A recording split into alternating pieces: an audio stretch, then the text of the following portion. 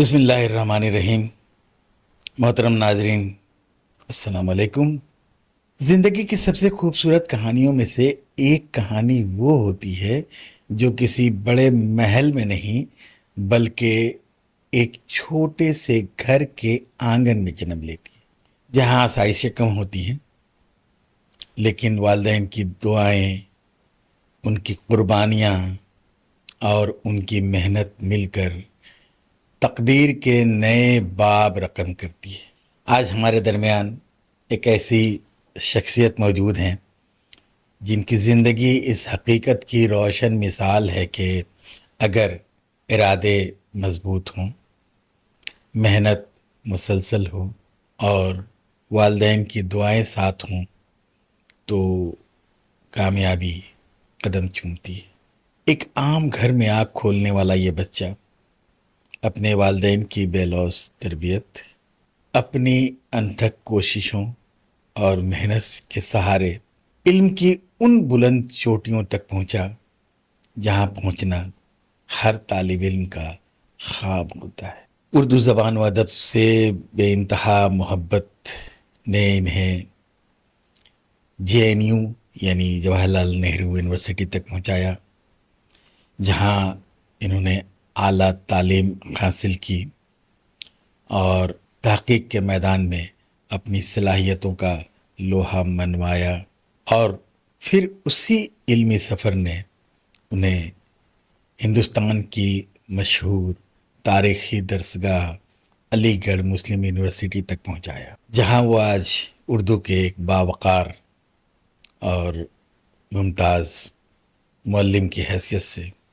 अपनी खिदमत अंजाम दे रहे हैं। लेकिन उनकी शख्सियत सिर्फ एक उस्ताद की शख्सियत नहीं है, वो एक ऐसे शायर हैं जिनके अशार में एहसास की गर्मी, फ़िक्र की ताज़गी और ज़बान की मिठास एक साथ मौजूद है। उनकी आवाज़ सिर्फ हिंदुस्तान में नहीं, हिंदुस्तान के बाहर भी मुनक़द होने वाले मुशायरों में गूंजती हैं, जहाँ सामीन उनके कलाम को बड़ी मोहब्बत से सुनते हैं। वो एक ऐसे नक़ाद हैं जो अदब को सिर्फ पढ़ते नहीं बल्कि उसकी गहराई में उतर कर उसकी मानवियत को समझते और समझाते। तहक़ीक़ हो या तनक़ीद, शायरी हो या तदरीस, हर मैदान में उनकी संजीदगी और उनकी इल्मी दयानत वाज़ेह तौर पर दिखाई देती है। मुतअद्दिद किताबों के मुसन्निफ़ होने के साथ साथ मुल्क की मुख्तलिफ़ अंजुमनें, जामियात, इदारे अपने यहाँ मुनक़द होने वाले सेमिनारों और कॉन्फ्रेंसों में उन्हें मदऊ करते हैं, जहाँ उनकी गुफ्तगू सिर्फ मालूमात नहीं देती बल्कि सोचने और समझने का नया ज़ाविया अता करती है। आज जब वो छुट्टियों में अपने आबाई इलाके यानी कांकीनारा में आए तो हमने उन्हें अपने स्टूडियो में आने की दावत दी। तो आइए दिल की गहराइयों से खुश आमदीद कहते हैं हमारे आज के मेहमान, शायर, नक़ाद, मुहक़्क़िक़, मुदर्रिस और भी बहुत कुछ, डॉक्टर मोईद रशीदी को। डॉक्टर साहब, आपका हमारे इस शो में दिल की गहराइयों से इस्तक़बाल है।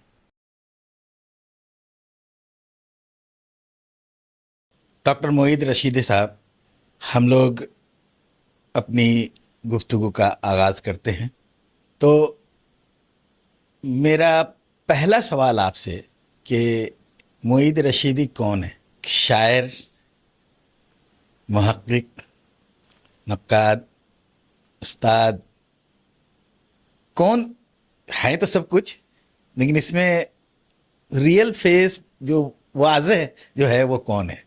जिस मोईद रशीदी से आप मिलना चाहते हैं या जिसको आप तलाश कर रहे हैं या जो तारुफ आप सुनना चाहते हैं, सच्ची बात तो ये है कि उस मोईद रशीदी से आज तक मेरी मुलाकात नहीं हो सकी और मैं भी उस मोईद रशीदी को दरियाफ्त करने की हर रोज़ कोशिश करता हूँ, लेकिन आज तक वो मोईद रशीदी फिर मेरे भी हाथ नहीं आया। फिर भी कुछ तो جو کچھ آپ نے میرے حوالے سے تعارف میں کہا، سب لوگ جانتے ہیں کہ میرا تعلق ایک ادارے سے ہے، اور علی گڑھ مسلم یونیورسٹی میں ایک دہائی سے زیادہ کا عرصہ ہو چکا، اور میں وہاں استاد ہوں، اور میرا جو بنیادی حوالہ ہے وہ شاعری ہے۔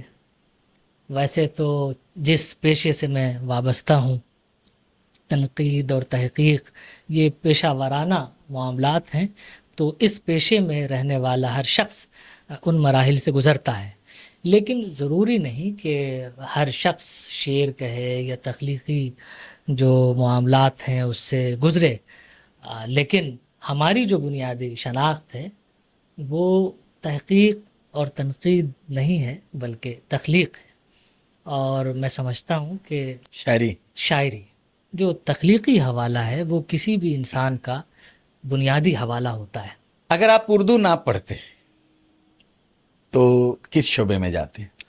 یہ بھی سوال بہت مشکل ہے اس کا جواب دینا، کہ اگر میں اردو نہ پڑھتا تو میں کس شعبے میں جاتا۔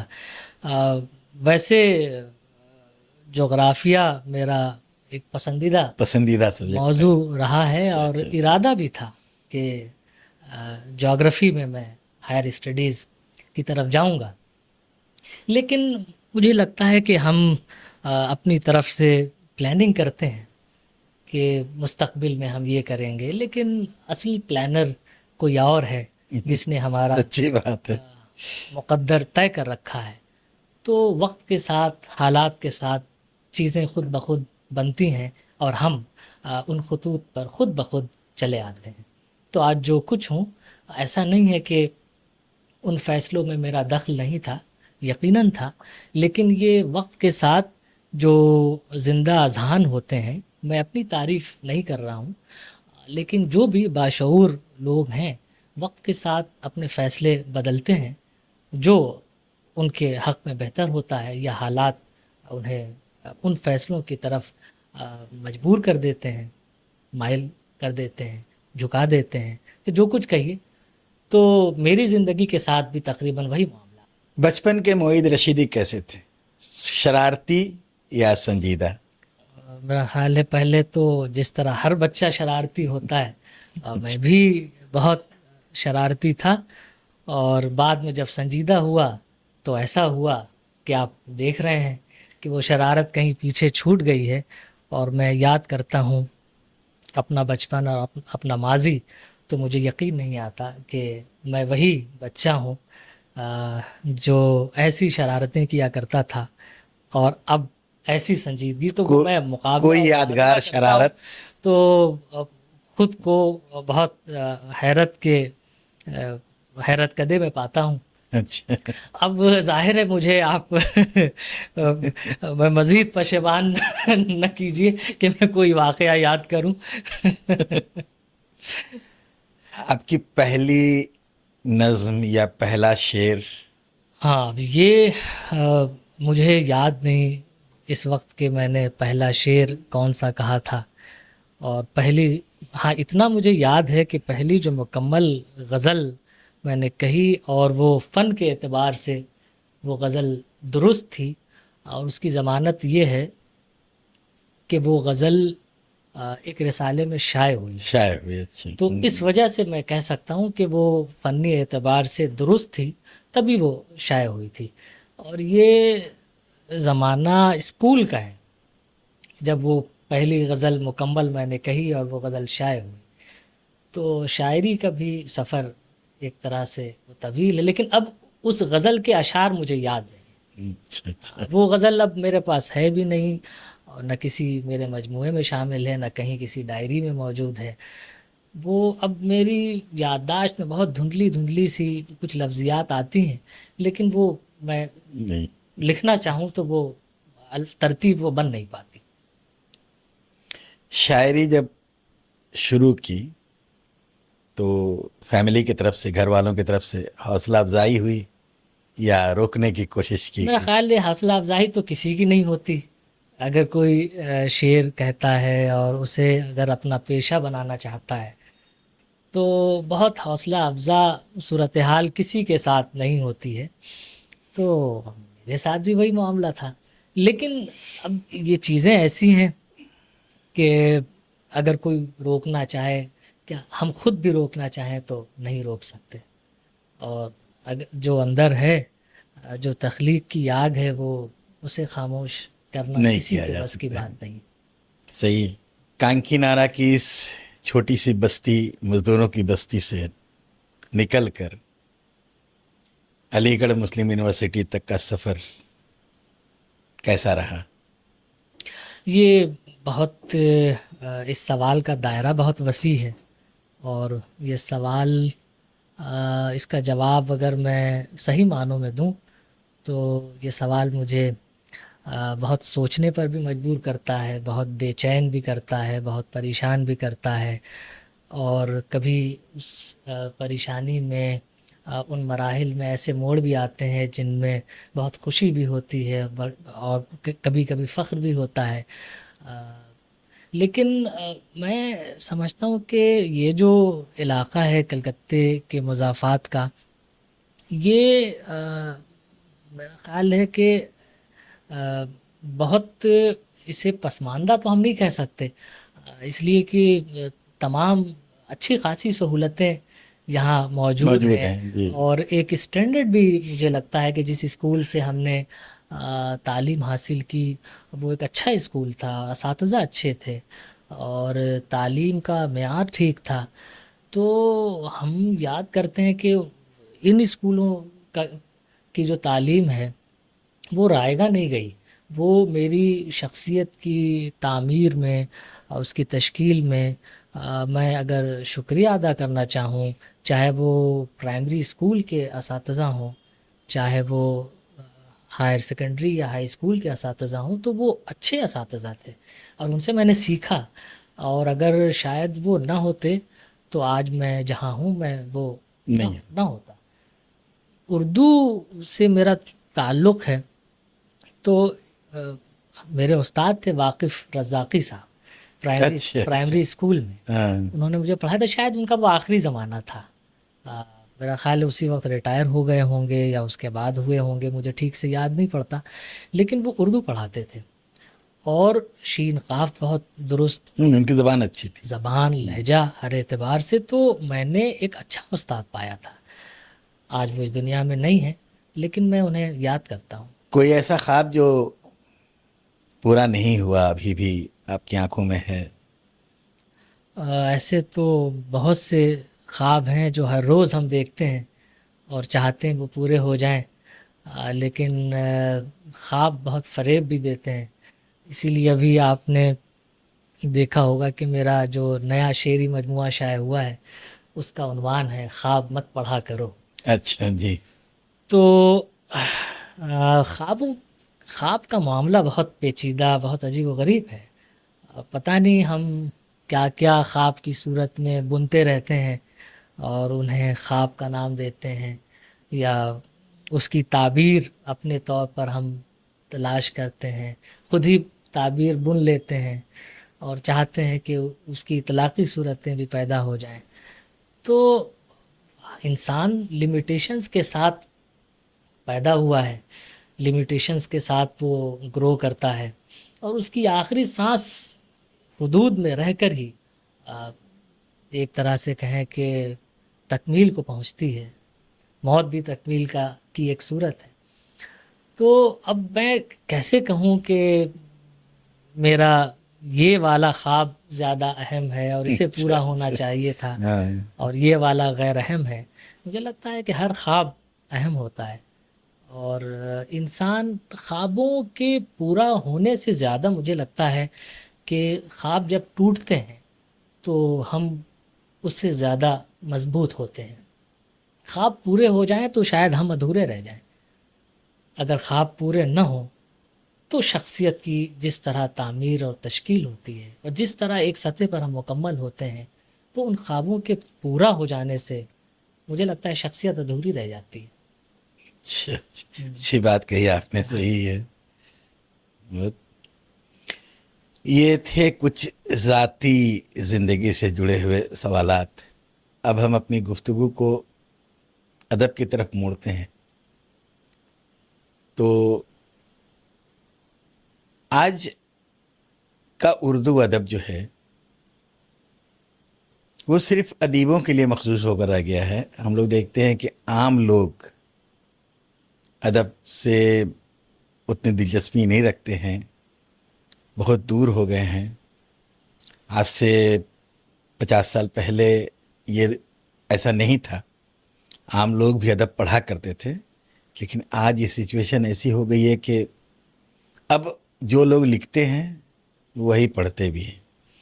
آپ کا کیا خیال ہے؟ یہ سوال ایسا ہے کہ اس پر ہم مسلسل ہم سب غور کرتے رہتے ہیں، اور یہ ایک چیلنج صرف شاعروں کے لیے نہیں ہے یا افسانہ نگاروں کے لیے نہیں ہے، بلکہ ان تمام لوگوں کے لیے یہ ایک چیلنج ہے یا مسئلہ ہے جو لفظ کی حرمت میں یقین رکھتے ہیں، اور انہیں لگتا ہے کہ لفظ ہی انسان کو اس کی تعمیر یا تشکیل یا اس کے شعور کو ایک شکل دینے میں یا پھر پورے معاشرے کی تعمیر میں لفظ کا کردار بہت اہم کردار ہے. اب ادب کو ہم سمجھتے کیا ہیں؟ یہ ایک سوال ہے کہ ہم اگر یہ کہتے ہیں کہ ادب محدود ہو کر رہ گیا ہے اس دور میں، تو پہلے تو ہمیں اس بات کا تعین کرنا پڑے گا کہ ہم ادب کس چیز کو سمجھ رہے ہیں. کیا ادب صرف ہم اس چیز کو سمجھتے ہیں کہ ایک افسانہ لکھا گیا، وہ افسانہ کسی رسالے میں چھپا یا کسی اخبار میں چھپا یا کسی کتاب میں چھپا، اور وہ افسانہ کتنے لوگوں نے پڑھا؟ ایک شخص نے لکھا، اس سے 50 لوگوں نے پڑھا. کیا ادب یہ ہے؟ یا پھر ادب کی یہ ایک بہت سامنے کی صورت ہے اسے دیکھنے کی، سمجھنے کی؟ مجھے لگتا ہے کہ ادب صرف لکھا جانے والا ادب نہیں ہے. ادب تو ایک طرز حیات ہے. ادب ایک کہیے کہ ورلڈ ویو ہے، ایک طرح سے تصور کائنات ہے. اس ایک بڑے پرسپیکٹیو میں اگر آپ دیکھیے ادب کو تو وہ پھر ہمیں صحیح جواب ملے گا. یہ زوال تو میں نہیں کہوں گا، بلکہ یہ کہوں گا کہ صورتحال تبدیل ہوئی ہے، منظرنامہ بدلا ہے. اب منظرنامہ تو بدلتا ہے. اب وہ دور یاد کیجئے جب کاغذ کی ایجاد ہی نہیں ہوئی تھی، تو پھر کیا ادب نہیں تھا؟ کیا ادیب نہیں تھے؟ اس زمانے میں بھی ادب تھا. پوری زبانی اورل ٹریڈیشن پورا موجود ہے. پھر یونان کا پورا سرمایہ کیسے ہم تک پہنچا؟ تو ڈاکیومنٹیشن کو اگر صرف ہم اگر ادب سمجھیں تو ایک اس کی چھوٹی سی تعریف یا تعبیر اس کی ہوگی. مجھے لگتا ہے کہ ادب کو اور زیادہ وسیع پرسپیکٹیو میں اور تناظر میں دیکھنے کی ضرورت ہے کہ منظرنامے کے ساتھ، وقت کے ساتھ، اور اس عہد کی جو ٹیکنالوجی ہے، اس ٹیکنالوجی کے ساتھ چیزیں بدلتی ہیں، اور وہ کتنی بدلی ہیں اس کا ہمیں مطالعہ اور محاسبہ کرنا چاہیے، اور یہ دیکھنا چاہیے کہ آج کے معیار کے مطابق ادب کیا کر رہا ہے یا ادیب کیا کر رہے ہیں، اور وہ کیا اپنی ذمہ داری پوری کر رہے ہیں یا نہیں کر رہے ہیں.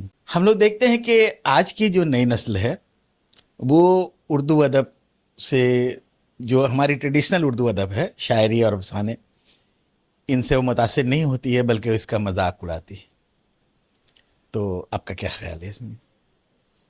میرا خیال ہے اس کو بھی سمجھنے کی ضرورت ہے، چونکہ جس ماحول میں ہماری پرورش ہوتی ہے اس ماحول کا بہت اثر ہوتا ہے، اور خاص طور پر جسے ہم نئی نسل کہتے ہیں وہ اس زمانے کی ٹیکنالوجی کے ساتھ بڑی ہوتی ہے.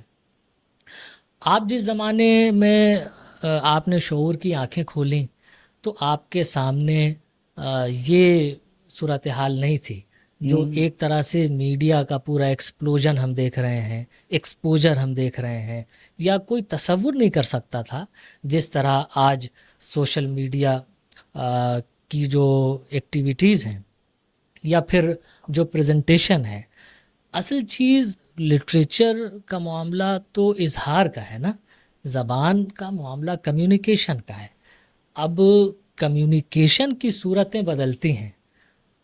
کمیونیکیشن کی صورت کتاب ہو سکتی ہے، کمیونیکیشن کی صورت ریڈیو ہو سکتی ہے، اس سے پاورفل میڈیم ٹی وی ہو سنیما. سکتا ہے، اس سے پاورفل میڈیم سنیما ہے. تو درجہ بدرجہ وقت کے ساتھ ساتھ میڈیم اسٹرانگ ہوتا جا رہا ہے. جس زمانے کا بچہ ہوگا یا جس زمانے کی نئی نسل ہوگی وہ اس زمانے کی ٹیکنالوجی کے ساتھ پیدا ہوئی ہے، اس کے ساتھ بڑی ہو رہی ہے. آپ اسے پرانی ٹیکنالوجی دیں گے تو وہ ظاہر ہے اس کے ساتھ وہ کمفرٹیبل نہیں ہو سکتی ہے. ہم اس سے تقاضا کریں کہ آپ بلیک اینڈ وائٹ سنیما کو اپریشیٹ کرو، وہ نہیں کر سکتا، اس لیے کہ وہ اس ٹیکنالوجی کے ساتھ پیدا ہی نہیں ہوا ہے، وہ ان بلٹ ہی نہیں ہے، اس کی ایک طرح سے اس کے ڈی این اے میں نہیں ہے وہ، تو وہ کیسے اپریشیٹ کرے گا.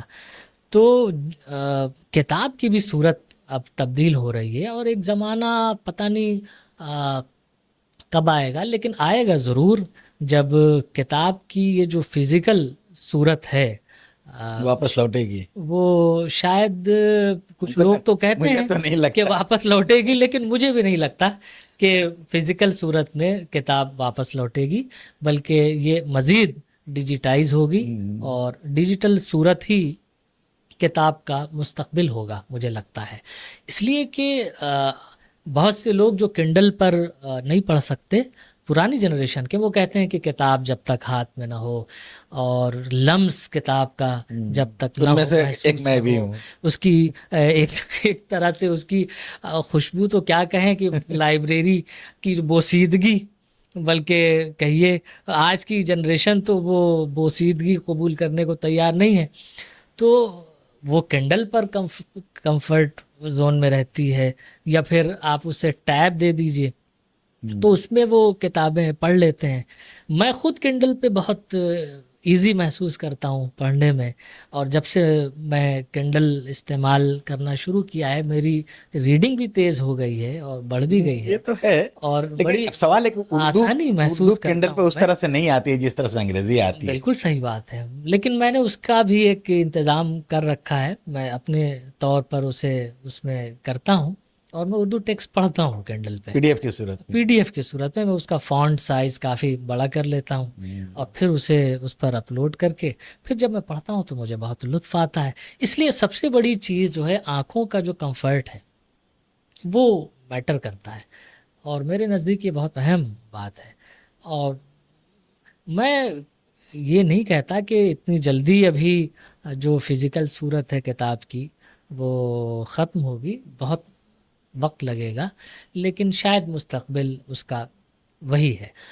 لیکن وہ بات جہاں سے آپ نے شروع کی تھی، سوال یہ نہیں کچھ اور تھا کہ نئی نسل کی دلچسپی ہماری کلاسیکی شاعری سے کم ہوتی جا رہی ہے. میں نہیں اس بات کو تسلیم کر پاتا کہ نئی نسل کی دلچسپی کم ہوتی جا رہی ہے.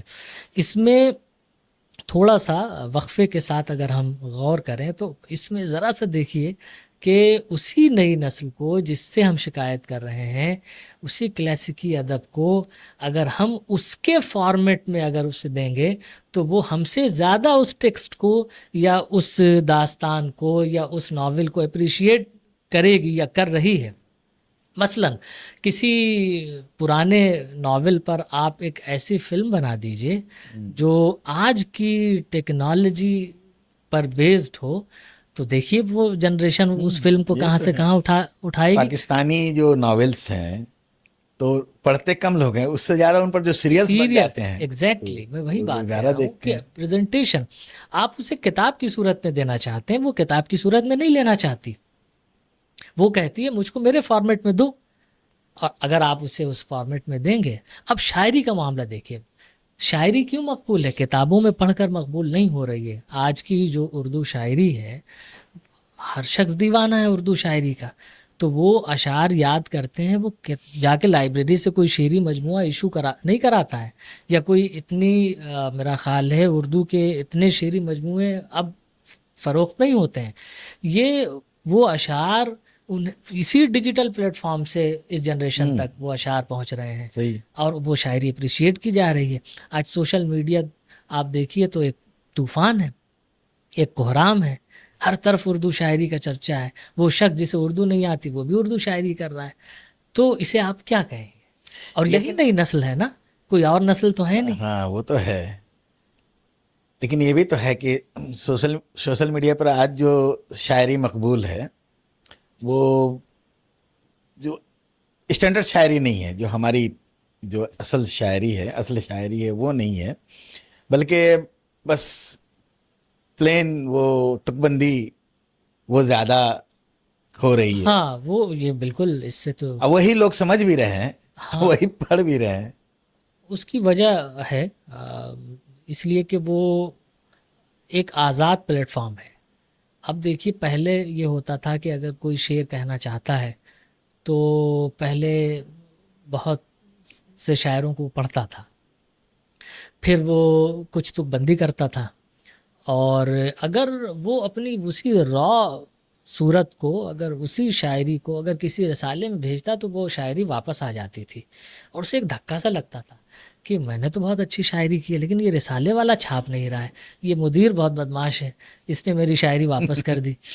تو مدیر لکھ کر بھیجتا تھا کہ میں نے اس وجہ سے آپ کی یہ غزل شائع نہیں کی ہے، یا اس میں امپروومنٹ کی ضرورت ہے، یا ابھی آپ مشق سخن جاری رکھیے وغیرہ وغیرہ. تو پھر وہ شخص کسی استاد کی تلاش کرتا تھا یا کسی ایسی کتاب کی تلاش کرتا تھا جو فن شاعری سے متعلق ہو، پھر وہ کتاب پڑھتا تھا یا وہ استاد اس کی اصلاح کرتا تھا، اور رفتہ رفتہ پھر اس کے اندر تبدیلی آتی تھی، اور ایک وقت ایسا آتا تھا جب وہ فن کے معیار پر شاعری کرتا تھا.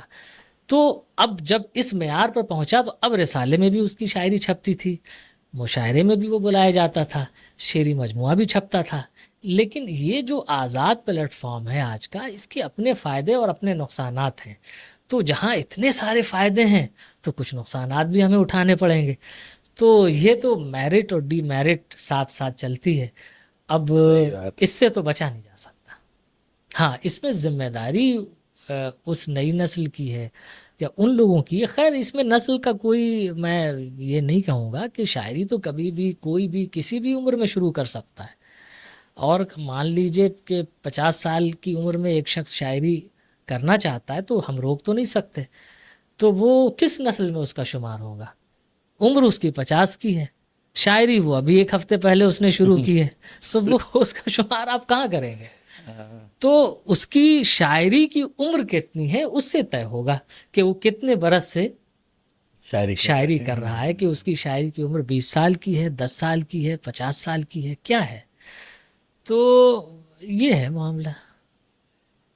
اچھا، اگر کوئی ادب کا مطالعہ نہیں کرتا ہو اور وہ شروع کرنا چاہتا ہو تو سب سے پہلے اسے اردو کی کس کتاب کا مشورہ دیں گے؟ میرا خیال ہے ایسی کوئی واحد کتاب تو نہیں ہے. اب اردو شاعری کرنا ایک الگ چیز شاعری ہے، نہیں، اگر نثر میں، اردو زبان سیکھنا ایک الگ چیز ہے. ہاں نہیں، اردو ادب کی بات کر رہے ہیں. تو مان یعنی لیے وہ ناولز پڑھنا چاہے یا ہاں کچھ، تو اس اسے کس کتاب کا مشورہ دیا جا سکتا ہاں ہے؟ اس کا مطلب یہ ہوا کہ اگر اسے اگر ایک شخص ہے جو اردو ادب کا مطالعہ کرنا چاہتا ہے تو یہ بات واضح ہوگی کہ اسے اردو زبان آتی ہے، وہ اردو متن پڑھ سکتا ہے. اور اگر اردو متن پڑھ سکتا ہے تو مجھے یہ نہیں لگتا کہ اب تک اس نے کوئی کتاب نہیں پڑھی ہوگی. یقیناً اس نے جب پڑھنا جانتا ہے تو یقیناً اس نے کچھ نہ کچھ کچھ نہ ادب کچھ تو پڑھا ہوگا. پڑھا ہوگا.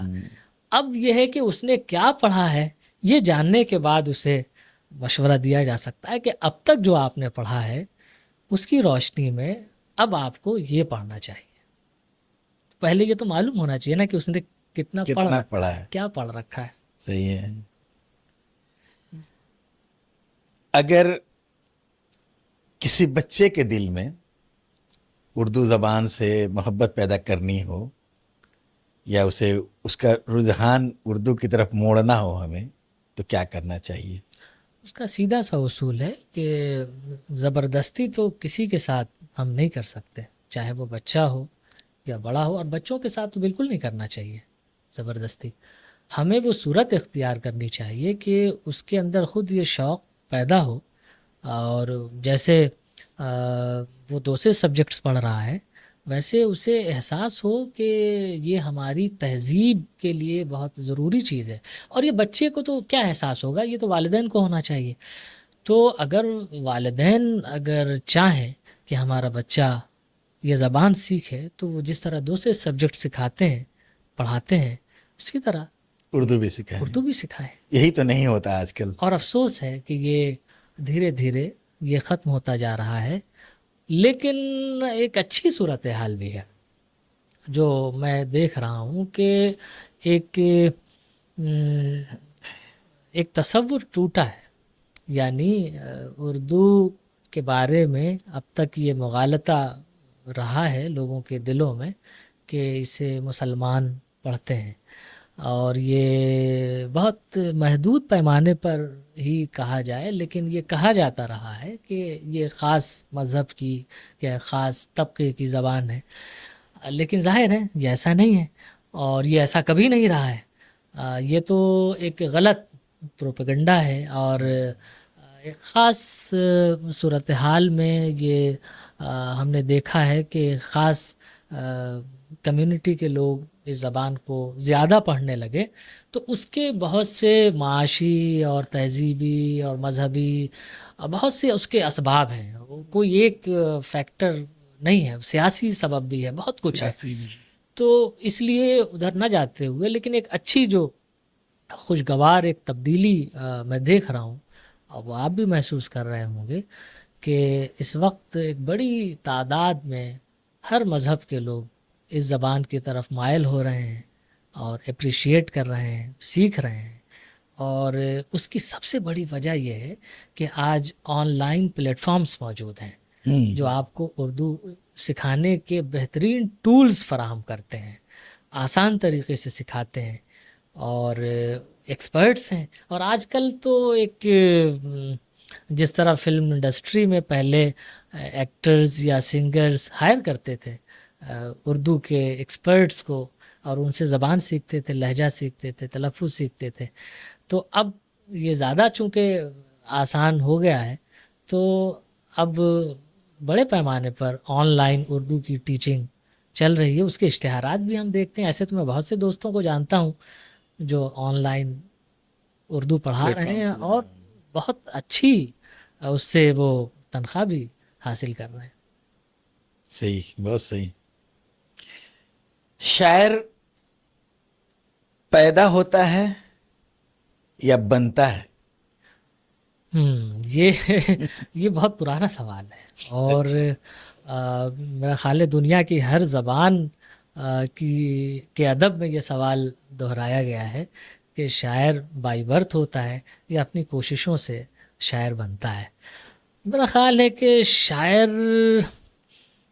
شاعری کا مادہ اس میں بائی برتھ ہوتا ہے، اور اسے میں شاعری کہہ کر محدود نہیں کرنا چاہتا ہوں، بلکہ تخلیق کا مادہ بائی برتھ ہوتا ہے، اور اس تخلیق کو ایک صورت دینے میں اور اس کو سجانے میں، سنوارنے میں اس شخص کی اپنی محنت شامل ہوتی ہے۔ ہر شخص پیدائشی طور پر تخلیق کار ہوتا ہے، ہر شخص ہوتا ہے، قدرت نے ہر شخص میں تخلیق کی قوت دی ہے۔ اب ہم پر اس بات کا انحصار ہے کہ اس تخلیق کی قوت کا ہم کہاں استعمال کرتے ہیں۔ کیا ہم صرف ایک شاعر کو تخلیق کار کہیں گے، یا ہم اس سائنٹسٹ کو بھی تخلیق کار کہیں گے جو کائنات کے اسرار پر غور کرتا ہے؟ کیا وہ تخلیق کار نہیں ہے؟ یا وہ شخص جو دنیا کو ایک نیا نظریہ دے رہا ہے، جو ایک تصور کائنات میں تبدیلی پیدا کرنے کا فلسفہ دے رہا ہے، وہ تخلیق کار نہیں ہے؟ وہ بھی تخلیق کار ہے، صرف ایک افسانہ نگار تخلیق کار ہے، یہ کہنا ناانصافی ہوگی ان تمام لوگوں کے ساتھ۔ بہت صحیح، صحیح جواب، بالکل۔ لوگ کہتے ہیں کہ اچھی شاعری کے لیے عشق کرنا ضروری ہے، کہاں تک؟ یہ عشق تو بہت بنیادی مسئلہ ہے انسان کا، اور اب پھر سوال پیدا ہوتا ہے کہ عشق کے معنی ہم کیا سمجھتے ہیں؟ عشق کا مطلب کیا ہم یہ سمجھتے ہیں کہ دو لوگوں کے درمیان، دو اپوزٹ جینڈرز کے درمیان کے جو معاملات ہیں وہ عشق ہے، یا عشق ایک طرز زندگی ہے، عشق ایک فلسفہ ہے، عشق ایک نظریہ حیات ہے، عشق تصور کائنات ہے؟ کیا ہے عشق؟ یہ عشق انسان کا اولین مذہب ہے؟ صحیح. کیا ہے عشق؟ تو جب ہم عشق کی جو یہ درجہ بندی کر لیں گے تو پھر ہمارا جواب بھی آسان ہو جائے گا کہ عشق تو بہت ضروری عنصر ہے، اس کے بغیر شاعری کیا دنیا کا کوئی کام نہیں ہو سکتا۔ اگر کوئی بھی بڑا کام کریں گے، جب تک آپ عشق نہیں کریں گے بڑا کام کر ہی نہیں سکتے۔ انسان کو بڑا بنانے کے لیے عشق ضروری ہے۔ اور اقبال کی پوری شاعری دیکھیے، جو اپنے آپ سے عشق کیجیے، اپنی حقیقت کو پہچانیے۔ جب ہم خود کو پہچانیں گے تو اس کائنات کو پہچانیں گے۔ تو ذرے سے ہی تو کائنات کا سفر ہے۔ جی. تو عشق ہمیں وہ آداب سکھاتا ہے کہ آپ پہلے اپنی شناخت کیجئے، پھر خدا کی شناخت اگر آپ اس میں یقین رکھتے ہیں تو کیجئے، ورنہ اس کائنات کے اسرار تک وہی عشق لے کر جاتا ہے۔ صحیح، بالکل صحیح. وہ جب عشق سکھاتا ہے آداب خود آگاہی، کھلتے ہیں غلاموں پر اسرار شہنشاہی۔ صحیح. تو یہ وہی اسی کی تعبیر ہے۔ تو اصل میں عشق کو ہم لوگ بہت چھوٹا کر دیتے ہیں، یہ بڑی مصیبت ہے۔ کون سا شاعر ہے جس کے اشعار پڑھ کر آپ حیران رہ جاتے ہیں؟ آپ کو حیرت ہوتی ہے کہ کیسے اس نے لکھ لیا ایسا، کیسے اس نے ایسا کہہ دیا؟ شاعری پڑھ کر میں حیران بہت کم ہوتا ہوں، شاعری پڑھ کر بے چین زیادہ ہوتا ہوں۔ شاعری مجھے حیران کم کرتی ہے، بے چین زیادہ کرتی ہے، مجھے افسردہ زیادہ کرتی ہے، مجھے جھنجھوڑتی زیادہ ہے، میرے اندر طوفان پیدا کر دیتی ہے۔ اور کبھی کبھی کوئی ایک شعر پڑھ کر میں گھنٹوں سوچتا رہتا ہوں کہ اس شعر کا کہنے والا پتہ نہیں اتنا پریشان ہوا ہوگا یا نہیں ہوا ہوگا جتنا میں اس شعر سے گزر کر، اسے پڑھ کر اور اس کے ساتھ سفر کر کے ہوا ہوں۔ تو اب سوال کیا تھا آپ کا؟ سوال تھا کہ کون سا شاعر ہے جس اب کے کسی ایک شاعر اشعار کا، پڑھ کے اب زیادہ یہ کسی ایک شاعر کا نام لینا تو ناممکن ہے۔ کبھی کبھی ایسا بھی ہوتا ہے کہ بالکل کوئی غیر معروف شاعر ہے جس کی ادبی حیثیت ویسی نہیں ہے، لیکن کوئی اس کا ایک شعر ہم سنتے ہیں اور حیران بھی ہو جاتے ہیں، آپ کے الفاظ میں صحیح. متاثر بھی ہوتے ہیں، خوش بھی ہوتے ہیں، سیکھتے بھی ہیں، اور رشک بھی کرتے ہیں کہ یہ شعر کاش میں نے کہا ہوتا۔ ہاں، یہ تو کبھی کبھی ہوتا ہے. یہ ہے مسئلہ۔ صحیح ہے. نئی شاعری اور پرانی شاعری، اس میں کیا فرق ہے؟ یہ بڑا اکیڈمک سا سوال ہے۔ نئی شاعری اور پرانی شاعری میں کیا فرق ہے، اور میں جدید شاعری پڑھاتا ہوں چونکہ، تو اس کے لیے تو پورا ایک لیکچر درکار ہوگا نہیں، مختصر کہ لفظوں میں. نئی شاعری اور پرانی شاعری میں کیسے فرق کیا جائے۔ بنیادی طور پر دیکھیے دو فرق ہو، نئے اور کسی بھی نئے اور پرانے میں ادب میں فرق کرنا چاہیں تو دو بنیادی بیسک ایلیمنٹس ہیں۔ ایک تو زبان کا فرق ہے، دوسرے رویے کا فرق ہے کہ زبان کتنی بدلی ہے، اور زبان اسی وجہ سے بدلتی ہے کہ رویہ بدلتا ہے۔ اس رویے کے اظہار کے لیے نئی زبان چاہیے۔ اگر وہ نئی زبان، اگر آپ اسی پرانی زبان میں نئے رویوں کا اظہار کرتے رہیے، وہ کمپیٹیبل نہیں ہوگا، پھر مسئلہ ہوگا، وہ گلچ پیدا ہوگا، اور پھر رسائی نہیں ہوگی، اور پھر وہ شاعری بیکار ہو جائے گی۔ تو یہ دو بیسک چیزیں ہیں۔ اب اس کی تعبیر کے لیے تو بڑا وقت چاہیے، بڑی مثالیں چاہیے، بڑے حوالے چاہیے۔ آج کی سوشل میڈیا میں جو ہو رہا ہے، پہلے لوگ کچھ لکھتے تھے، نثر ہو یا شاعری ہو، اس کے بعد وہ رسائل میں بھیجتے تھے، مہینوں انتظار کرتے تھے، تب وہ سامنے آتی تھی وہ تخلیق، پھر اس کے بعد لوگوں کے ریئیکشنز، اگلے اس کے بعد والے شماروں میں وہ لوگ اپنے ریئیکشنز ظاہر کرتے تھے، تو ایک لمبا پروسیس تھا۔ آج جو حالت ہے کہ کسی نے شاعری صبح میں کی اور شام تک وہ وائرل ہو گئی، میں نے مختلف پلیٹ فارمز پر اس نے ڈال دی، اور سب طرف سے سبحان اللہ ماشاء اللہ ہونے لگا. تو اس کے بارے میں کیا کہتے ہیں؟ یہ مجھے لگتا ہے کہ یہ بہت اچھی چیز نہیں ہے. وہ جو انتظار کی ایک جمالیات ہے، انتظار اپنے آپ میں اتنا مطلب دلچسپ ایک پہلو ہے. اور جب کوئی چیز آپ کو انتظار کے بعد ملتی ہے اس کی مسرت، اور کوئی چیز آپ نے خواہش کی اور فوراً مل گئی اس کی مسرت. اب دیکھیے دونوں کی قیمت میں، دونوں کی اہمیت میں بہت فرق ہو جاتا ہے.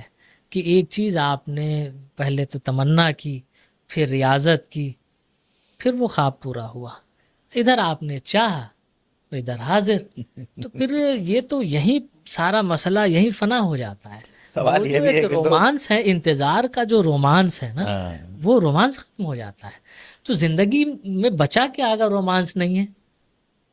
زندگی اس کے بغیر تو گزاری ہی نہیں جا سکتی. وہ جمیل مظہری کا وہ شعر یاد آتا ہے کہ بقدر پیمانہ تخیل سرور ہر دل میں ہے خودی کا، اگر نہ ہو یہ فریب پہم تو دم نکل جائے آدمی کا. ہاں. تو یہ جو رومانس ہے، یہ جو فریب پہم ہے، یہ جو انتظار ہے، اگر یہ ہماری زندگی سے نکل جائے تو یقین جانیے کہ زندگی بے لطف ہو کر رہ جائے گی. پھر اس زندگی کے کیا معنی رہ جائیں گے؟ معاملہ یہ بھی ہے کہ بالکل ہی بے تکے کلام پر بھی لوگ پڑھے بغیر بھی بس صرف وہ دیکھتے ہیں اور سبحان اللہ لکھ دیتے ہیں، ماشاء اللہ لکھ دیتے ہیں. تو اس تو شاعر تو یہ سمجھتا ہے کہ میں نے بڑا تیر مارا، ہاں، مجھے اتنے لائکس مل گئے. لیکن ایسی شاعری، ایسی داد اور ان لمحوں کی عمر نہیں ہوتی ہے. پھر وہ بہت لمحاتی خوشی ہے یا لمحاتی اعزاز ہے اور ایک لمحاتی اچیومنٹ کہہ لیجئے، پھر وہ چیز وہیں ختم ہو جاتی ہے. پھر وہ آگے نہیں بڑھ سکتی، آگے نہیں بڑھتی ہے. صحیح. سوال ہی پیدا نہیں ہوتا. جب تک ریاضت کے بعد کوئی چیز وجود میں نہیں آئے گی. تاج محل ایک دن میں تو نہیں بنا تھا. آج کیوں نہیں کوئی تاج محل بنتا ہے؟ اب تو ایسی ٹیکنالوجی ہے، فٹافٹ چیزیں تیار ہو جاتی ہیں. لیکن اس میں جو خون صرف ہوا ہے، جو محنت ہے، جو انتظار ہے، جو رومانس ہے، وہ اس کی پوری تاریخ اور پورا عمل دیکھیے اس کی تشکیل کا تو سمجھ میں آتا ہے. اسی طرح فن پارے کا بھی معاملہ ہے کہ ایک شاہکار جو ہے وہ ایسی تھوڑی ہو جاتا ہے. ایک ناول جس کو آپ شاہکار سمجھتے ہیں وہ ایک دن کی تخلیق تو نہیں ہے، نہیں. صحیح ہے. اور وہ ایک دن میں شاہکار کا درجہ اس نے حاصل بھی نہیں کیا ہے. اس نے ایک اچھا خاصا عرصہ گزارا ہے، تب وہ شاہکار کے درجے پر پہنچا ہے. نثری ادب میں افسانہ زیادہ طاقتور فارم ہے یا ناول؟ اس کا جواب بھی مجھے لگتا ہے کہ کوئی ایک جواب ہو ہی نہیں سکتا کہ اگر ہم کہیں کہ ناول زیادہ طاقتور فارم ہے اور افسانہ کمزور، اس نسبتاً کم طاقتور ہے یا کمزور ہے، یہ کہنا بہت غلط ہوگا. کبھی کبھی ایک افسانچہ اتنا پاورفل ہوتا ہے کہ اس کا مقابلہ ایک ناول نہیں کر سکتا. منٹو کے سیاہ حاشیے جو افسانچے ہیں وہ دیکھیے، کبھی کبھی ایک افسانچہ آپ کو پوری زندگی یاد رہ جاتا ہے. ایک افسانچہ آپ نے پڑھا، پوری زندگی آپ نے یاد رکھا. ناول تو یاد نہیں رہتا. اور کبھی کبھی ایسا ہوتا ہے کہ ایک ناول آپ نے پڑھا اور آپ کی زندگی بدل گئی. کبھی کبھی ایسا ہوتا ہے کہ ایک افسانہ آپ نے پڑھا اور پھر اس کے سحر میں آپ پوری زندگی رہتے ہیں. کرشن چندر کا افسانہ طالب علمی کے زمانے میں پڑھا تھا، پورے چاند کی رات، اس کے سحر میں ہم اب تک ہیں. کچھ کہانیاں ذہن سے چپک جاتی ہیں. قرۃ حیدر کا ناول پڑھا تھا آگ کا دریا اسی گریجویشن کے زمانے میں، اور وہ کیسے پڑھا تھا، وہ کیا لمحات تھے. بارش ہو رہی تھی اور کتنی قسطوں میں ہم نے پڑھا تھا، اور کیسے چائے پی کر اور کیسے لیٹ کر اور کیسے اٹھ کر اور کیسے بیٹھ کر، پہلو بدل کر، کبھی بستر پر، کبھی کرسی پر، کبھی زمین میں لیٹ کر. تو وہ جو پورا پروسیس اس ناول کے پڑھنے کا ہے وہ آج بھی ہمارے ذہن میں. اور اچھا وہ اس ناول، ظاہر ہے گریجویشن کے زمانے میں وہ ناول میں نے کتنا سمجھا، وہ تو ظاہر بہت کم ہی سمجھا. ناول تو آج بھی اگر میں پڑھوں تو دعویٰ نہیں کر سکتا کہ وہ ناول میں سمجھ کر پڑھ رہا ہوں یا پورا ناول سمجھ گیا میں. لیکن جتنا بھی سمجھا اس ناول کی ایک عظمت میرے دل میں اور میرے ذہن میں قائم ہو گئی. اب میں دوبارہ اس ناول کو پڑھنا چاہتا ہوں، لیکن میں ہمت نہیں کر پا رہا ہوں کہ وہ دوبارہ وہ ناول پڑھوں. مجھے ایسا لگتا ہے کہ میں 1000 صفحات. نہیں، اس وجہ سے نہیں، میں 5000 صفحات پڑھ لوں گا. میں اس وجہ سے نہیں پڑھنا چاہتا کہ وہ جو پوری ایک طرح سے سیریز پوری میری آنکھوں کے سامنے آ جاتی ہے کہ وہ ناول میں نے کیسے پڑھا تھا. اب وہ سب ختم ہو جائے گا پھر دوبارہ پڑھوں گا تو. اور مجھے یہ بھی ڈر لگتا ہے کہ دوبارہ اگر پڑھ کر اگر وہ عظمت نہ رہی تو پھر اچھا نہیں ہوگا. صحیح ہے. تو جو میرے تصور میں وہ ناول ہے وہ ویسے ہی رہے، اس لیے میں دوبارہ نہیں پڑھتا اسے. ایک اچھی کہانی کا اس کی پہچان کیا ہے؟ یہ بھی بہت مشکل ہے اس کا کوئی ایک جواب دینا کہ ایک اچھی کہانی کی پہچان کیا ہے. ایک اچھی کہانی وہی اچھی کہانی ہے جو آپ کو اچھی لگے. مجھے نہیں ہو سکتا ہے آپ کو اچھی لگ رہی، مجھے نہیں لگ رہی. یہ تو ہے، جو آپ کو اچھی لگے وہ یہ اچھی تو کچھ تو کرائٹیریا ہوتا وہ ہے. آپ کا الگ ہوگا، میرا الگ ہوگا. اچھا، یہ اچھا لگنے کا جو معاملہ ہے نا، یہ ذوقی ہے. یہ ہم اپنے اپنے ذوق کے مطابق چیزوں کو بہتر یا کمتر یا بدتر یا بہترین یہ ہم اپنے اپنے طور پر طے کرتے ہیں. صحیح. کوئی نقاد بھلے ہی لکھ دے کہ یہ بہت بڑا شاعر کیا ہو جائے گا. کلیم الدین احمد نے اپنے ابا کو سب سے بڑا شاعر لکھ دیا، ہو گئے. ضمیر الدین احمد اتنے بڑے شاعر تو نہیں ٹھہرے آج. کوئی نام بھی نہیں جانتا آج. کوئی نہیں جانتا. اور اقبال پر سخت تنقیدیں کی، لیکن اقبال ہے. اقبال ضمیر الدین احمد کو کوئی نہیں جانتا. صحیح ہے. کیا آج بھی اردو میں اچھے ناول لکھے جا رہے ہیں؟ بہت خوب. آج کے زمانے کے کچھ چند اچھے ناول. اس وقت تو ایسا لگتا ہے کہ اردو ناول پر بہار آئی ہوئی ہے، اور خوب ناول لکھے جا رہے ہیں بر صغیر میں، پورے ہر طرف لکھے جا رہے ہیں. اور ہمارے ہاں بہت اچھے ناول نگار اس وقت موجود ہیں.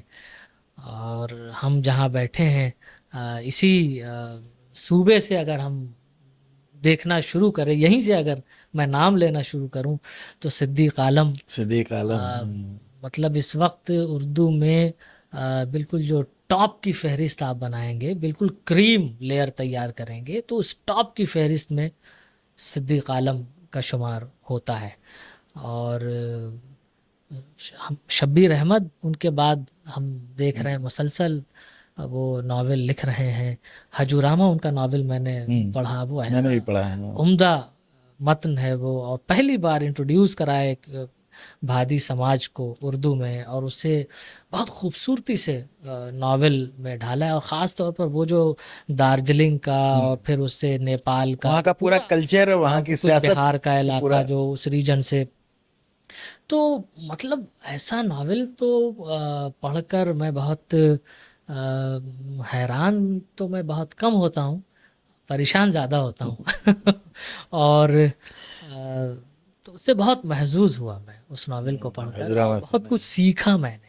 مطلب ناول مجموعی طور پر آپ کو زیادہ ایجوکیٹ بھی کرتا ہے، افسانہ اتنا ایجوکیٹ نہیں کرتا ہے. افسانے کا جو تاثر ہے وہ ذرا سا لمحاتی ہوتا ہے، وہ آپ کو گرپ میں لیتا ہے اور بہت دنوں تک رکھتا ہے. لیکن ناول تو بالکل چپک جاتا ہے، آپ کی زندگی بن کر آپ کے ساتھ چلنے لگتا ہے. تو وہ ناول بہت اچھا ناول ہے. اور ابھی بھی ایک ناول ان کا آیا ہے، قاضی نظر الاسلام، تو بلکہ دو جلدوں میں بدروہی. تو بہت. پھر سید محمد اشرف، ابھی آخری جو ان کا ناول آخری سواریاں، وہ، اور ابھی بھی ایک ناول ان کا آیا ہے یا آنے والا ہے، ابھی ذکر ہو رہا تھا اس کا. پھر طارق شتاری کا ایک ناول آیا ہے، بہت عمدہ ناول آیا ہے. وہ غلام باغ نہیں، طارق شتاری کا ناول میرے ذہن سے بھی نام نکل رہا ہے اس وقت، لیکن بہت عمدہ ناول ہے ان کا.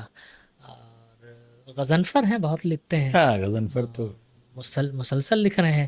لیکن دیکھیے ایک نام جو میں کہہ رہا تھا نا کہ ٹاپ کی فہرست اگر بنائی جائے تو یہاں صدیق عالم، تو خالد جاوید ان کا بھی ٹاپ کی فہرست بہت نام آ رہا ہے. دیکھیے JCB پرائز انہیں ملا نعمت خانہ جو ان کا ناول ہوں، آیا اس پر، اور وہ بہت کمال کا ناول ہے، اس کا انگریزی میں ٹرانسلیشن ہوا، پھر اب دیکھیے ہر طرف اس کا ذکر ہے، اور اور کچھ برس قبل کا واقعہ ہے، بہت اردو میں بہت عمدہ ناول منظر عام پر آیا تھا، کئی چاند تھے سر آسماں، شمس الرحمن ہاں فاروقی وہ کا، تو جو انگریزی میں ٹرانسلیشن ہوا، پینگوئن نے اسے چھاپا، اور پھر وہ بہت ایک طرح سے موضوع گفتگو بنا وہ ناول، اس لیے کہ بڑا رینج ہے اس ناول کا، بہت اور بہت بہت بہت کچھ ہے اس میں، میں کہہ رہا تھا نا کہ بہت ناول ایک طرز زندگی بن کر چپک جاتا ہے، آپ کے ساتھ چلتا ہے، تو اگر ناول پر 5 تو بہار ناولوں آئی۔ کا نام لینے کو کہوں کہ اردو کے 5 ناول، یہ بھی بہت امتحان لینا جیسا ہے یہ کہ کسے آپ نمبر دیں گے زیادہ، حالانکہ اساتذہ کا کام یہی، ہم یہی کرتے رہتے ہیں، ہاں، لیکن یہ کرنا اس پلیٹ فارم پر ٹھیک نہیں ہوگا۔ اچھا اچھا اچھا، کیا ادب انسان کو بہتر بناتا ہے؟ یقیناً ادب انسان کو انسان بناتا ہے، ادب انسان کو بار بار احساس دلاتا ہے کہ تم اپنے آپ کو خدا مت سمجھو، تم انسان ہو اور انسان ہی انسان رہو۔ ہو، ہوں، تو ادب تو بہت ضروری ہے انسان کے لیے، بہت ضروری ہے، لازماً۔ ہم جتنے بڑے سائنٹسٹ دیکھتے ہیں وہ آخر میں سب دیکھیے ادب کی طرف مائل ہو جاتے ہیں، کوئی شاعری کر رہا ہے، کوئی کچھ کر رہا ہے، سب کوئی نہ کوئی ایکٹیویٹی آپ دیکھیں گے، اس لیے کہ ادب مشروط ہے تمام چیزوں سے۔ ایک اچھی کتاب انسان کی زندگی بدل سکتی ہے؟ یقیناً، یقیناً کوئی ایسی کتاب ہم پڑھیں اور ہماری پوری فکر تبدیل ہو جائے، ہمارا رویہ تبدیل ہو جائے، یہ بہت ممکن ہے، ایسا بہت ہوا ہے، اس کی بہت سی مثالیں ہیں۔ یہ جو ابھی جو ڈیجیٹل میڈیا کے ذریعے جو ہو رہا ہے کہ نثری جو اصناف ہیں، خاص طور سے افسانہ، چھوٹا سے چھوٹا ہوتے ہوتے ایک لائن تک پہنچ گیا ہے، اس کے بارے میں کیا خیال ہے؟ کوئی برائی نہیں ہے، کوئی ایک جملے میں اگر اظہار خیال کرنا چاہتا ہے اور کمفرٹیبل اپنے آپ کو سمجھتا ہے، اس میں لگتا ہے کہ اس کی مطلب وہ اپنی بات کہہ پا رہا ہے اور وہ مطمئن ہے اس سے، تو وہ یقیناً کریں۔ ہم مطمئن نہیں ہو پاتے، اس لیے ہم وہ نہیں کر پاتے، جو لوگ ہو پاتے ہیں وہ کریں، ہمیں کوئی اعتراض نہیں۔ شاعری کی ایک بڑی ایسی صنف ہے جس پہ بڑی بحثیں ہوتی ہیں، نثری نظمیں، اس کے بارے میں کیا خیال نثری ہے؟ نظم کے بارے میں بھی ہمارے یہاں مغالطے بہت ہیں، اور نثری نظم کو اکثر ہم نے نمبر کم دیے ہیں، اور اسے دوسرے تیسرے درجے کی چیز ہم نے سمجھا ہے، لیکن واقعہ یہ نہیں ہے۔ نثری نظم ایک بہت پاورفل میڈیم ہے، ایک بہت بہت پاورفل ٹول ہے، ایک پوئٹک ایکسپریشن کا۔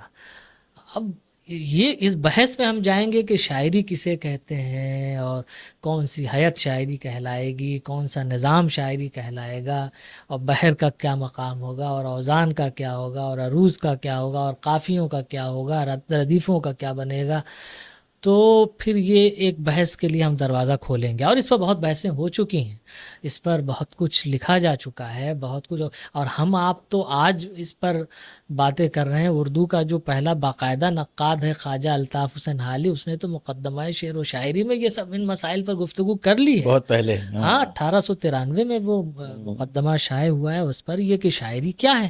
اور پھر اردو کی ابتدائی جو تنقیدی کتابیں ہیں، حالی کے بعد امداد امام اثر نے کاشف الحقائق میں اس پر بات کی ہے، اور جو بعد میں بلاغتی کتابیں لکھی گئی ہیں، مختصراً، بہت مختصراً ان پر بات ہوئی ہے، اور حالی نے بھی بہت تفصیل سے بات نہیں کی ہے، چونکہ ہمارے یہاں شاعری کا جو معیار سمجھا جاتا تھا وہ پابند شاعری ہی تھی، تو حالی بھی اس پر اس طرح بات نہیں کر سکے، یا محمد حسین آزاد بھی اس طرح بات نہیں کر سکے، اس لیے کہ ابھی ابھی ہندوستان میں انگریزوں کی حکومت قائم ہوئی تھی، اور نیا ادب یہاں آیا تھا، انگریزوں کے ساتھ مغرب کا ادب یہاں تک پہنچا تھا، اور دھیرے دھیرے انگریزی زبان کی طرف لوگوں کی توجہ ہو رہی تھی، وہ پڑھ رہے تھے، تو ظاہر ہے مغرب کا جو معیار شاعری ہے اور ہمارا معیار شاعری تو بہت فرق ہے دونوں میں، لیکن جب دونوں معیارات ایک ساتھ ملتے ہیں تو موازنے کی ایک صورت پیدا ہوتی ہے.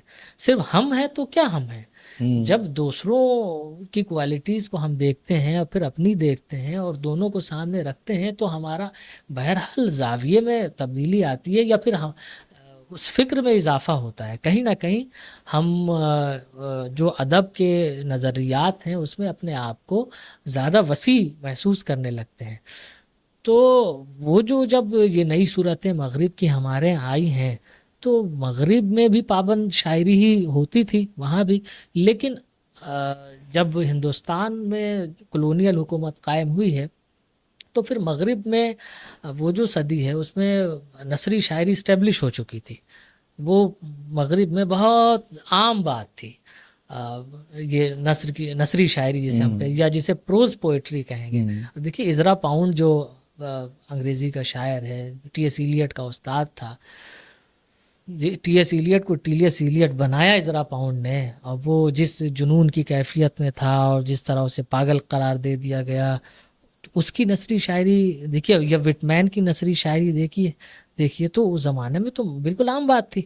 اب تو ان کے لیے کیا بحر وزن یا رائمنگ ان کے لیے امپورٹنٹ نہیں تھی؟ کیوں ان لوگوں نے ان چیزوں کو ایک طرح سے اہمیت کم دی یا اپنا معیار تبدیل کیا؟ کوئی وجہ تو رہی ہوگی.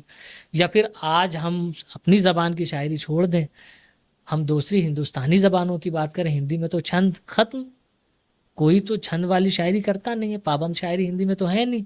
جو آج کی کویتا ہے ہندی کی، اس میں تو پابند شاعری ہے ہی نہیں ہے، بالکل ختم ہے. بالکل. وہ تو ایک طرح سے بہت برا سمجھتے ہیں اگر کوئی پابند شاعری کرتا ہے تو.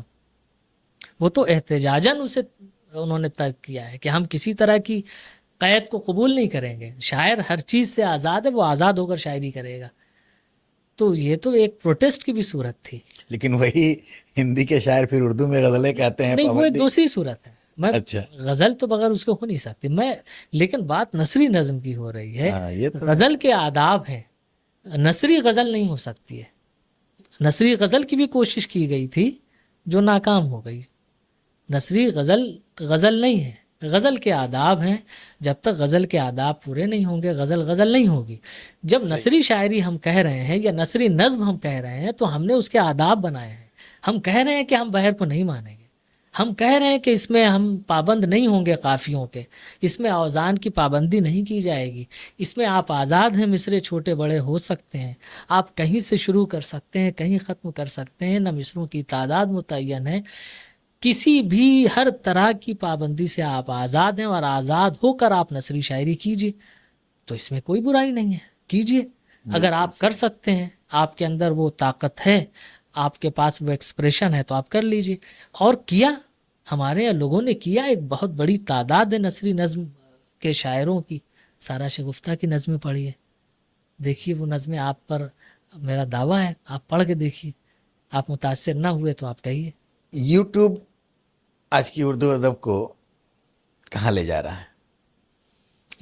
یوٹیوب یا اس طرح کے جتنے بھی سوشل میڈیا کے پلیٹ فارمز ہیں، یہ اردو ادب کو آگے ہی لے کر جا رہا ہے.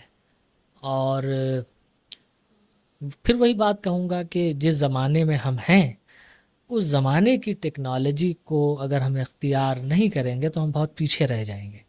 تو ہمیں جو کہتے ہیں نا زمانے کے ساتھ چلو، قدم سے قدم ملا کر چلو، شانے سے شانہ ملا کر چلو.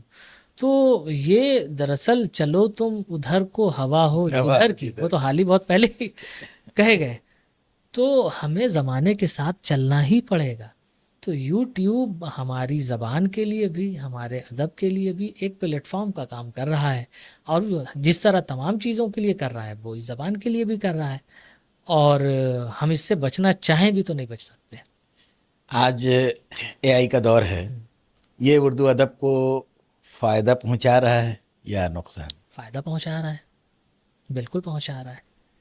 ہر نئی لیکن ٹیکنالوجی، آج تو لوگ بہت ساری کاپی پیسٹنگ کر رہے ہیں. وہ چونکہ ابھی اے آئی بالکل ایک طرح بالکل تو نہیں کہوں گا لیکن ایک حد تک نیا ہے، ایک حد تک ابھی نیا ہے. تو دھیرے دھیرے جیسے جیسے یہ چیزیں اور قائم ہوتی جائیں گی، ہمارے معمول کا حصہ ہوتی جائیں گی، دھیرے دھیرے ہم ہر چیز کو سمجھنے لگیں گے کہ کون سی چیز اے آئی ہے، کون سی چیز اے آئی نہیں ہے، کون سی چیز اے آئی جنریٹڈ ہے، کون سی چیز اوریجنل کانٹینٹ ہے۔